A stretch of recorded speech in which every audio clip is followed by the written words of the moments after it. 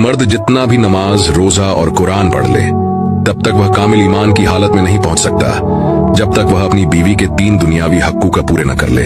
सोचिए जरा, बीवी जो आपकी जिंदगी की साथी है, आपके दुख सुख की हमराज है, उसके भी कुछ बुनियादी हक हैं और ये हक अल्लाह ताला ने मर्द के जिम्मे फर्ज किए हैं। बीवी का पहला हक ये है कि उसके नान व नफके यानी खर्च और जरूरतों का ख्याल रखा जाए। दूसरा हक ये है कि उसके साथ मोहब्बत और इज्जत का सलूक किया जाए।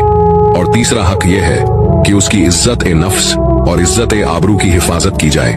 दोस्तों, अगर मर्द अपनी बीवी को भूखा छोड़ दे, उसकी जरूरतें पूरी न करे, उसके दिल को ठेस पहुंचाए या उसकी इज्जत मजरूह करे, तो फिर लाख नमाजें पढ़ने के बावजूद ईमान मुकम्मल नहीं हो सकता।